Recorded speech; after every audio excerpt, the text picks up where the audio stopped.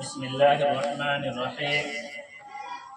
طالب علم کے سبق میں ناغے اور غیر حاضری کے نقصانات۔ جب طالب علم سبق میں غیر حاضری کرتا ہے اور درس کی پابندی نہیں کرتا تو اس کے کتنے نقصانات ہیں، انشاءاللہ میں ایک ایک کر کے بتاؤں گا، آپ غور سے سنیں، انشاءاللہ اس کا ضرور فائدہ ہوگا۔ نمبر 1، تکمیل حفظ میں دیر ہو جاتی ہے۔ نمبر 2، بچے کا تعلیمی معیار کمزور ہو جاتا ہے۔ نمبر 3، بچے کے حافظے اور ذہانت پر اس کا اثر پڑتا ہے۔ نمبر 4، دل و دماغ پر شیطان کے اثرات غالب آ جاتے ہیں۔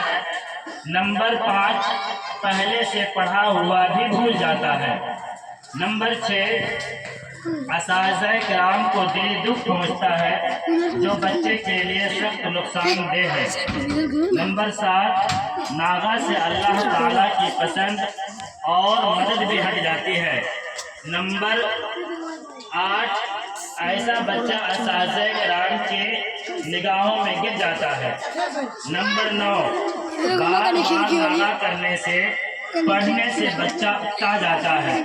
نمبر 10، دینی تعلیم کا منبی شوق نہیں چڑھتا جس سے اعمال صالح کا شوق پیدا ہو۔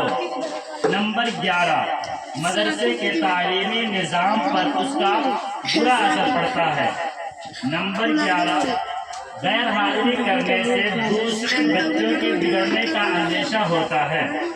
نمبر 13، ناغہ کے بعد پڑھائی میں دل نہیں لگتا اور علم کی قدر و قیمت دل سے نکل جاتی ہے۔